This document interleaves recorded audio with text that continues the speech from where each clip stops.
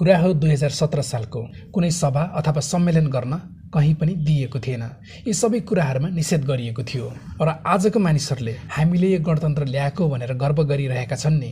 उनीहरूले के भनिरहेका छन् भने राजाको पालोमा त बोल्न पनि पाइँदैन थियो। उनीहरूले 2017 सालको कुरालाई टार्गेट गरेर भनिरहेका छन्। तर राजा महेन्द्रलाई के लागेको थियो भने जनताहरू सोझो छन्, अत्यन्तै सोझो, र बाहिरबाट आएका मानिसहरूले यिनीहरूलाई उचाल्छन्, कहीँ लगेर फसाउँछन् र यिनीहरूले दुःख पाउँछन्। त्यसकारण त्यस्तो नहोस् भनेर कुनै सभा अथवा सम्मेलन गर्न निषेध गरिएको थियो। ल ठिक छ, 2017 सालमा पढे लेखेका मानिसहरू एकदमै कम थिए। 2017 सालको त के कुरा, जब म स्कुल लेभलमा पढिरहेको थिएँ नि, त्यो बेलासम्म पनि गाउँ-गाउँमा एसएलसी पास गरेको मानिस भेट्न एकदमै गाह्रो हुने गर्थ्यो। त्यसकारण राजा महेन्द्रले त्यो भनेका थिए। तर आज हेर्नुहोस्, 2081 साल, 2082 साल, अब 2083 साल लाग्न आँट्यो।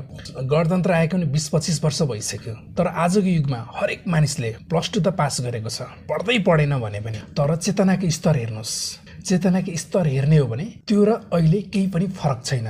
हो, त्यो बेला पढेको थिएन मानिसहरू, त्यसकारण राजाले त्यस्ता खालका गतिविधि गर्न बन्द गरेका थिए, निषेध गरिदिएका थिए। तर आज हेर्नुहोस्, त्यस्तो कुनै निषेध गरिएको छैन। सभा सम्मेलन गर्न एकदमै खुलेर गर्न पाएका छन्। मानिसहरू पनि पढे लेखेका छन्। तर चेतनाको स्तर हेर्नुहोस् त, आज आफूले कसलाई र के को लागि भोट हालिरहेको छु त्यो थाहा पाउँदैनन्। अघिल्लो दिन गएर मासु भात झ्याम खान्छन्, अनि भोलिपल्ट पेट्रोलको भाउ बढ्छ, अनि यार ओहो पेट्रोलको भाउ त बढेछ नि भन्छन्। अनि त्यो अघिल्लो दिन फ्रीमा खुवाएपछि त कहीँ न कहीँबाट त उसले पनि पैसा उठाउनु परेन। खोइ त कुरो बुझेको, खोइ त चेतना।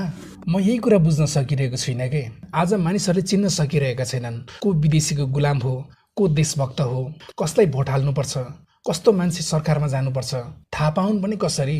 एउटा फोहोर नि कहाँ फाल्नुपर्छ भन्ने थाहा हुँदैन। म हरेक दिन बाटोमा हिँड्दा याद गरिरहेको हुन्छु, पढे लेखेका मानिसहरूले बाटोमा फोहोर फाल्दै हिँडिरहेका हुन्छन्। उनीहरूलाई के लाग्छ भने पढे लेखेको मानिसले नै हो बाटोमा फोहोर फाल्ने र अनपढहरूले सफा गर्ने। अहिलेकै युवाहरूको दिमाग ठ्याक्कै त्यस्तै छ। सडकमा कहाँबाट हिँड्नुपर्छ भन्ने कुरा थाहा हुँदैन। म धेरै पटक याद गर्छु, जब हरियो बत्ती बल्छ अनि गाडीहरू गुर्र अगाडि गुड्छन्, तब त्यो पढे लेखेको व्यक्ति हतार हतार गाडीहरू छल्दै बाटो काट्छन्। अनि त्यो बेला बाटो काट्नलाई चाहिँ उनीहरू आफूलाई स्मार्ट सम्झिरहेका हुन्छन्। र उनीहरूलाई यो पनि थाहा हुँदैन कि कति बेला पैदल यात्रीले बाटो क्रस गर्नुपर्छ र कति बेला गर्नु हुँदैन भन्ने कुरा। तर हेर्नुपर्छ, अधिकांश पढे लेखेकै युवा युवतीहरू अझ कलेज ड्रेसमा, स्कुलको ड्रेसमा मुनिबाटै जबरजस्ती बाटो क्रस गरिरहेका हुन्छन्। अनि यिनीहरूलाई पढे लेखेका भन्नुपर्ने। यो कुरालाई लामो नबनाऊ। अब मैले भन्न खोजेको के मात्र हो भने 2017 सालमा मानिसको चेतना जति थियो नि, लगभग त्यति बेला सबै मानिस अनपढ थियो होला। तर अहिले सबैजना मानिस पढे लेखेका छन्, तर पनि चेतनाको स्तर बराबर,